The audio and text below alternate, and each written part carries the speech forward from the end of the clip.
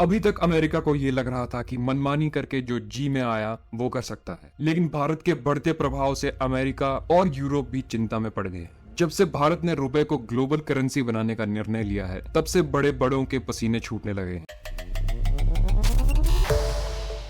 अभी तक कुल मिलाकर 8 ऐसे देश हैं जिन्होंने रुपए में फॉरेन ट्रेड को आसान बनाने के लिए इस कदम को सपोर्ट किया है। पिछले 6 महीनों में 49 स्पेशल वॉस्ट्रो खाते खोले गए हैं। वॉस्ट्रो अकाउंट एक ऐसा खाता है जो घरेलू बैंक विदेशी बैंकों के लिए अपनी डोमेस्टिक करेंसी यानी घरेलू मुद्रा में रखते हैं, जिसका इंडियन कंटेक्स्ट में सीधा सा मतलब है रुपया। इंडियन बैंक्स इसका इस्तेमाल अपने कस्टमर्स को इंटरनेशनल बैंकिंग सर्विसेज देने के लिए करते हैं। इकोनॉमिक क्राइसिस से गुजर रहे श्रीलंका ने भारत के साथ INR में व्यापार करना शुरू कर दिया है। इस कदम से कर्जे में डूबे श्रीलंका के करेंसी क्राइसिस को दूर किया जा सकेगा। श्रीलंका उन 7 देशों में शामिल है जिन्होंने भारतीय करेंसी में विदेशी व्यापार को आसान बनाने के लिए लगभग 50 स्पेशल वॉस्ट्रो अकाउंट खोले हैं। अब धीरे धीरे दुनिया के बहुत से देश डॉलर को अनदेखा कर भारत की करेंसी में ट्रेड करने में इंटरेस्ट दिखा रहे हैं। इससे पता चलता है कि रुपए में व्यापार को सुविधाजनक बनाने की भारत की ये पॉलिसी कितना मायने रखती है। जिन 7 देशों ने वॉस्ट्रो अकाउंट खोला है वो देश हैं रूस, Sri Lanka, Mauritius, Singapore, Myanmar, Israel और जर्मनी।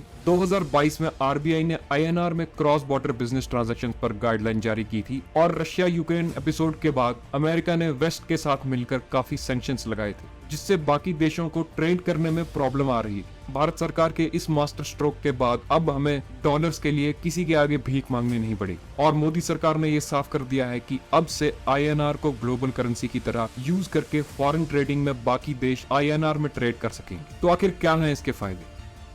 सबसे पहला फायदा है ओवरसीज ट्रेड और ये इसे बहुत बढ़ावा देगा और INR में वर्ल्ड बिजनेस कम्युनिटी की बढ़ती रुचि।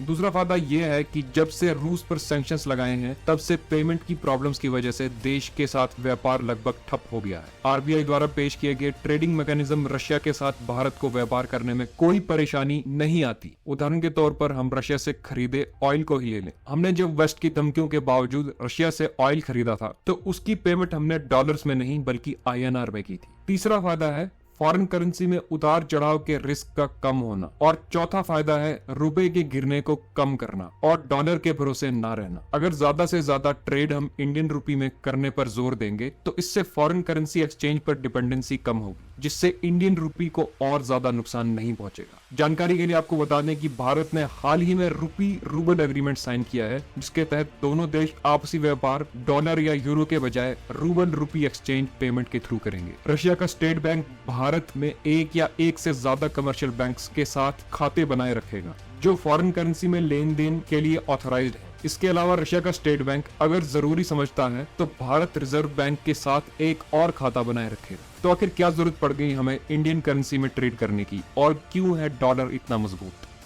US डॉलर की इतनी ज्यादा ग्लोबल एक्सेप्टेंस इसीलिए है क्योंकि अमेरिका एक पावरफुल और बहुत बड़ी इकोनॉमी है। 1971 में रिचर्ड निक्सन की पॉलिसी के बाद अमेरिका ने सऊदी अरब OPEC से समझौता किया और इसमें यह कहा गया था कि जो भी देश तेल बेचेंगे उन सबका भुगतान US डॉलर में ही होगा और तब से अब तक डॉलर ने अपनी पकड़ पूरी दुनिया पर बनाई हुई है। जब US अपने प्रोडक्ट्स और सर्विसेज एक्सपोर्ट करता है तो ये डॉलर की मांग पैदा करता है क्योंकि ग्राहकों को डॉलर में प्रोडक्ट और सर्विसेज के लिए पेमेंट करने की जरूरत होती है, इसलिए उन्हें पेमेंट करने के लिए अपनी नेशनल करेंसी को डॉलर में बदलना होता है। इसके अलावा जब अमेरिकी सरकार या बड़े अमेरिकी कॉर्पोरेशंस पैसा जुटाने के लिए बॉन्ड जारी करते हैं जिसे बाद में फॉरेन इन्वेस्टर्स द्वारा खरीदा जाता है तो उनकी पेमेंट भी डॉलर्स में ही करनी पड़ती है। ये नॉन अमेरिकन से अमेरिकी कॉर्पोरेट शेयरों की खरीद पर भी लागू होता है, जिसके लिए फॉरेन इन्वेस्टर्स को उन शेयरों को खरीदने के लिए अपनी करेंसी बेचनी पड़ती है। इन एग्जांपल से ये पता चलता है कि कैसे US डॉलर के लिए ज्यादा डिमांड पैदा करता है और बदले में डॉलर की सप्लाई पर दबाव डाला जाता है, जिससे डॉलर की वैल्यू और बढ़ जाती है।